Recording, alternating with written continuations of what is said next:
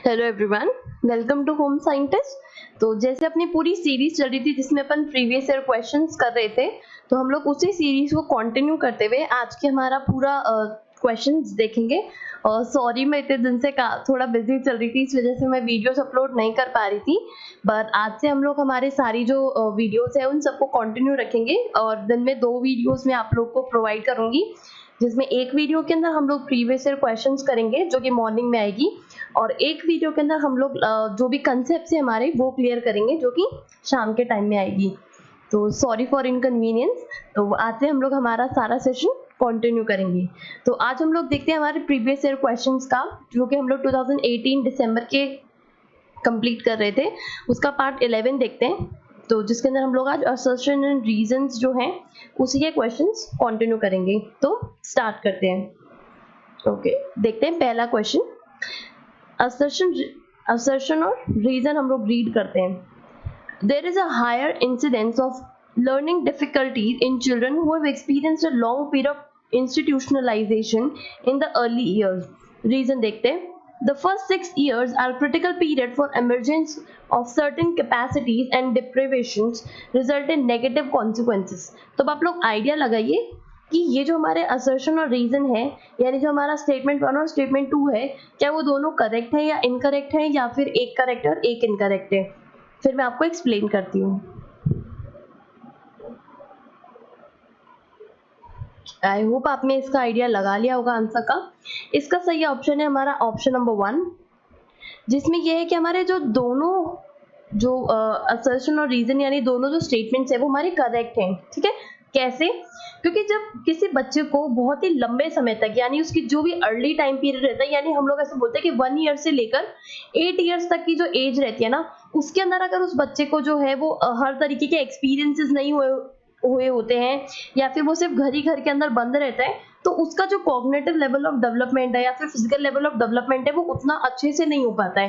ठीक है, तो अगर उस बच्चे को उस अर्ली ईयर के टाइम के अंदर अगर उसको इंस्टीट्यूशन में बंद रखा जाएगा या फिर घर के अंदर ही रखा जाएगा, तो उस बच्चे का जो एक्सपीरियंस है या फिर उसके अंदर लर्निंग डिफिकल्टीज जो है वो ज्यादा डेवलप होंगी। ठीक है, और इस सेकंड वाले ऑप्शन में भी हमें यही दे रखा है कि फर्स्ट 6 इयर्स होते हैं वो बहुत क्रिटिकल पीरियड होता है किसी भी बच्चे की लाइफ के अंदर। इसके अंदर क्या होता है ना, उस बच्चे की सारी कैपेसिटीज और अलग अलग चीजों का डेवलपमेंट जो है वो हो रहा होता है। तो अगर उस चीज से वो डिप्राइव हो जाता है, डिप्राइव का मतलब हो जाता है कि वो चीज उसको ना मिलना, तो अगर वो चीज उसको नहीं मिलेगी तो उसकी बॉडी के ऊपर, उसके डेवलपमेंट के ऊपर एक नेगेटिव कॉन्सिक्वेंसेज रहेंगे। ठीक है, इस वजह से हमारे असर्शन और रीजन यानी हमारा स्टेटमेंट 1 और स्टेटमेंट 2 दोनों करेक्ट हैं। ओके, तो आई होप आपको समझ आ गया होगा। अब हम लोग देखते हैं, ये मैंने आप लोग के लिए कुछ एग्जांपल्स रखे हैं इसके अंदर कि मेन जो लर्निंग डिसऑर्डर्स जो हमारे एग्जाम में मोस्टली पूछे जाते हैं उसके अंदर क्या क्या है। तो सबसे पहला पॉइंट आता है डिसलेक्सिया। डिसलेक्सिया आता है जिसके अंदर आता है डिफिकल्टी इन रीडिंग। आप लोग ये चीज को याद करते हुए चलो कि आपने जो तारे जमीन पर मूवी देखी थी उस बच्चे को उसके अंदर डिसलेक्सिया था। ठीक है, जो ईशान अवस्थी था, क्योंकि उसको रीडिंग के अंदर प्रॉब्लम थी। वो हमेशा यही बोलता था कि वर्ड्स आर डांसिंग, राइट, तो वो रीड नहीं कर पाता था उन चीजों को। ओके, तो ये होता है हमारा डिसलेक्सिया। नेक्स्ट आता हमारा डिसकैलकुलिया। अब सी, कैलकुलेशंस का मतलब कैलकुलिया, यानी अगर कैलकुलेशंस कहाँ पे आ रही है तो वो मैथ से रिलेटेड है। ठीक है, तो ये नॉर्मल इस वर्ड से आप लोग समझ सकते हैं कि कैलकुलिया यानी मैथ्स, यानी जिसमें कैलकुलेशन करनी होती है। ठीक है, नेक्स्ट आती है हमारी डिसग्राफिया। ग्राफिया का मतलब ग्राफिक्स जिसको हम लोग बोलते हैं, या फिर कैलीग्राफी जिसको हम लोग बोलते हैं, यानी लिखने का प्रॉब्लम। तो इसके अंदर जो होती है बच्चे को डिफिकल्टी होती है लिखने के अंदर। ठीक है, तो ये हमारे कुछ कॉमन लर्निंग डिसऑर्डर्स हैं। ठीक है, तो आई होप आपको समझ आ गए होंगे। और ये मैंने आप लोगों के लिए जस्टिफिकेशन लिखा था ऊपर वाले जो हमारे ऑप्शन जो था उसका, लाइक एक बार रीड कर लेते हैं ताकि थोड़ा और क्लियर हो जाएगा। Children exposed to institutional care do not receive the type of nourishment and stimulating environment needed for normal growth and health psychological development. See, इसमें जो सिंपल, मैं इसको सिंपल लैंग्वेज में अगर आपको एक्सप्लेन करूँ तो इसमें इतना सा ही है कि बच्चे का जो 1 साल से लेकर 8 साल तक का जो पीरियड होता है वो उसका डेवलपमेंटल का पीरियड होता है। ठीक है, उस 8 साल के पीरियड के अंदर बच्चा जो है वो बहुत सारी चीजें नई सीखता है। ठीक है, लोगों को ऑब्जर्व करता है, उनके ऑब्जर्वेशन से वो नई नई चीजें सीखता है, वो नए नए एक्सपेरिमेंट करना सीखता है, लोगों से बात करना सीखता है। जब वो इन चीजों को सीखता है तो उसका कॉग्निटिव लेवल, उसका साइकोमोटर डोमेन, उसके सारे तरीके के जो डोमेन्स होते हैं वो सब डेवलप हो रहे होते हैं। और अगर उस क्रिटिकल पीरियड के अंदर अगर उस बच्चे को एक घर के अंदर बंद करके रख दिया जाए, या फिर बस वही 4 लोगों के साथ के अंदर वो रह रहा है कि बस वही मम्मी पापा, वही दादा दादी वही है, बस उन्हीं को ही ऑब्जर्व कर रहा है, उन्हीं की एक्टिविटीज को देख रहा है, तो उसका जो डेवलपमेंट का लेवल है ना, जो उसका चीजों के साथ में एक्सपेरिमेंट करने का लेवल है, वो बस उन 4 जनों के अंदर ही सीमित रह जाएगा, वो उस घर के अंदर अंदर ही सीमित रह जाएगा। ठीक है, वो लोगों से इंटरेक्ट करना नहीं पाएगा, वो सोसाइटी में किस तरीके से रहना है, किस तरीके से बात करनी, वो सारी चीजें जो है वो डेवलप नहीं कर पाएगा। ठीक है, इस वजह से हम लोग बोलते हैं कि ये जो क्रिटिकल पीरियड होता है, इसके अंदर बच्चे को हम लोग प्री स्कूल्स के अंदर डालते हैं, किंडरगार्टन के अंदर डालते हैं, ताकि जो बच्चा है वो इंटरैक्ट करे लोगों के साथ में, और डेवलपमेंट जो है उसका वो प्रॉपर तरीके से चले। ठीक है, आई होप आपको क्लियर हो गया होगा। अब हम लोग देखते हैं नेक्स्ट क्वेश्चन। ओके, रीड करते हैं next question. The policy on child adoption in India states strongly that early placement is the most important thing, irrespective of whether it is an Indian family or a foreign family. See, ये हमारा statement number 1 है। अब हम लोग statement number 2 read करते हैं। Early placement in adoption will lead to the better outcome for the development of the child. अब आपने दोनों statement रीड कर लिए हैं। अब आप लोग आइडिया लगाओ कि इसमें से कौन सा सही है, कौन सा गलत है, या दोनों सही है, दोनों गलत है। फिर मैं आपको एक्सप्लेन करती हूँ। आई होप आपने आइडिया लगा लिया होगा। सी, इसका सही आंसर है हमारा ऑप्शन नंबर 3।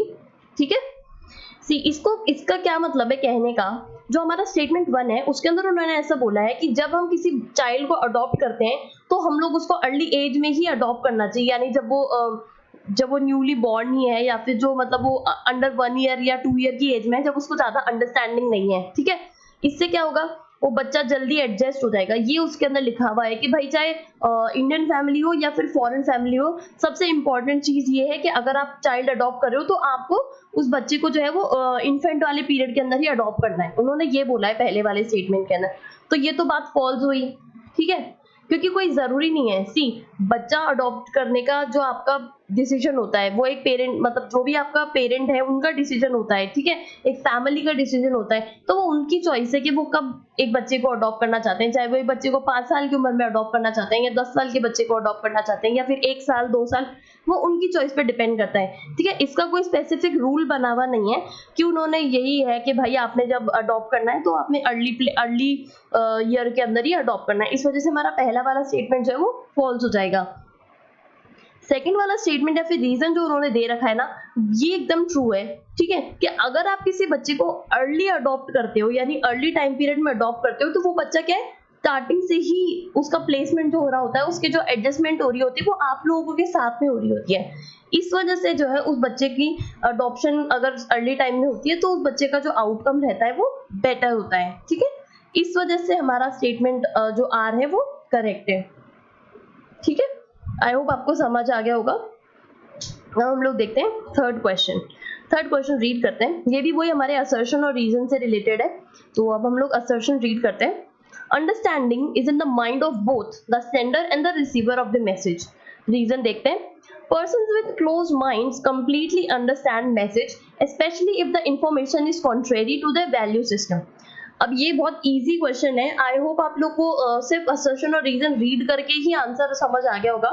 तो अब आप लोग आइडिया लगाइए कौन सा सही है, फिर मैं आपको एक्सप्लेन करती हूँ।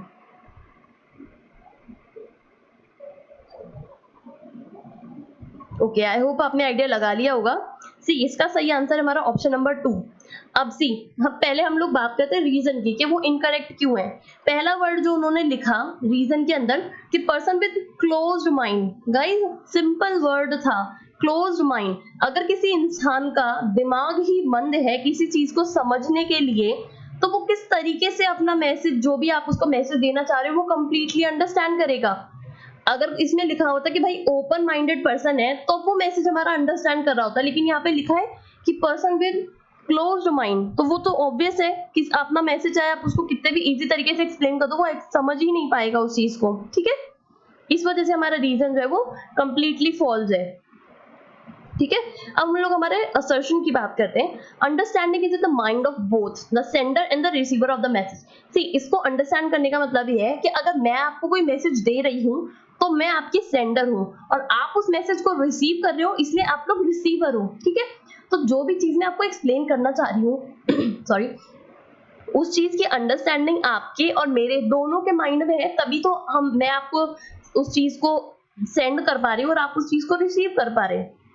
तो हमारा असर्शन का जो स्टेटमेंट था वो यही बोल रहा था कि जब किसी मैसेज को जब समझना होता है तो उसकी जो अंडरस्टैंडिंग होती है वो हमारा sender as well as receiver दोनों के माइंड में होती है। ठीक है, आई होप आपको समझ आ गया होगा। अब हम लोग चलते हैं नेक्स्ट क्वेश्चन पे सॉरी ओके, नेक्स्ट क्वेश्चन देखते हैं। People's participation has lost its importance in making any program successful. ये हमारा assertion है। रीजन अब हम लोग रीड करते हैं। Use of ICT has become the most important requirement for ensuring success of the program. ये वाला भी बहुत easy है, कम्युनिकेशन से ही रिलेटेड है, तो आप लोग आइडिया लगाइए, फिर मैं आपको एक्सप्लेन करती हूँ। क्या आई होप आपने आइडिया लगा लिया होगा। सी, इसका सही आंसर है हमारा ऑप्शन नंबर 4। कैसे? देखो, जब किसी प्रोग्राम को सक्सेसफुल बनाना होता है तो उसके अंदर पीपल पार्टिसिपेशन जो है वो बहुत ज्यादा इंपॉर्टेंट होता है। अब इन्होंने इसमें लिखा है कि भाई उसने अपनी इंपॉर्टेंस को लॉस्ट कर दिया है, तो ये तो गलत लिखा है ना, इस वजह से हमारा जो असर्शन है वो फॉल्स हो जाएगा। और सेकंड वाला मोस्ट आप लोगों को लग रहा होगा कि नहीं भाई, आईसीटी के जो इंस्ट्रूमेंट्स होते हैं वो सारी चीजें तो रिक्वायरमेंट होती है किसी प्रोग्राम को सक्सेसफुल बनाने के लिए, तो उस चीज का जस्टिफिकेशन ये देती हूँ कि हर प्रोग्राम के अंदर जरूरी नहीं होता ना। मान लो आप किसी गांव में जाके एक्सप्लेन कर रहे हो प्रोग्राम को, ठीक है, अब वहां पे बिजली का साधन नहीं है, या फिर आप जैसे लैपटॉप लगाना चाहते हो तो वो लैपटॉप नहीं लगा सकते, या फिर आपके पास में वहाँ पे ओएचपी प्रोजेक्टर्स नहीं है, ठीक है, तो आप किस तरीके से आपके आईसीटी के जो टूल्स है उनका यूज करोगे? नहीं कर सकते ना। इस वजह से हम लोग इसको मोस्ट इंपॉर्टेंट नहीं बोल सकते। ठीक है, इसमें इतना सा लिखा होता कि भाई आईसीटी का यूज है वो इंपॉर्टेंट हो गया है आजकल प्रोग्राम को सक्सेसफुल बनाने के लिए, तो ये बात सही होती है। ठीक है, लेकिन इसमें लिख दिया कि भाई सबसे ज्यादा जरूरी ही आईसीटी है। अच्छा, मतलब रिसीवर नहीं हो, सेंडर नहीं हो, आपका कोई ढंग का मैसेज नहीं हो, आप जो उनको इन्फॉर्मेशन देना चाह रहे हो वो सही नहीं हो, लेकिन आईसीटी होना जरूरी है, उन्होंने ऐसे बोला है। तो अब आप खुद जज करके देखो कि भाई आईसीटी सिर्फ अकेली आईसीटी के कोई टूल्स हैं उनके होने से आपको मैसेज समझ आ जाएगा क्या? आपके पास बुक्स तो है ही, ठीक है, सारी चीजें हैं, लेकिन बिना टीचर के समझाए हुए आप उस चीज को समझ जाते हो क्या? जब तक आपका टीचर आपको मैसेज सेंड नहीं करता या प्रॉपर तरीके से बताता नहीं है, तब तक आप उसको रिसीव कैसे करोगे? इस वजह से हमारा जो ये वाला स्टेटमेंट है रीजन वाला, ये भी फॉल्स हो जाएगा। ठीक है, इस वजह से हमारा ऑप्शन नंबर 4 सही है। आई होप आपको क्लियर हो गया होगा ये भी। अब हम लोग नेक्स्ट क्वेश्चन देखते हैं। ओके, ये हमारा आज का लास्ट क्वेश्चन है और देखते हैं, इसको रीड करते हैं कि इसका आंसर क्या होगा। पहले हम लोग असर्शन और रीजन रीड करते हैं। Puppetry uses entertainment education strategy to influence people's behavior. Reason read करते हैं। Puppetry can be used to provide detailed and specific scientific information to people. ये वाला भी बहुत इजी है, थोड़ा सा दिमाग लगा के अगर आप देखोगे तो आपको इसका आंसर आराम से मिल जाएगा। तो आप लोग आंसर का आइडिया लगाइए, फिर मैं आपको एक्सप्लेन करती हूँ।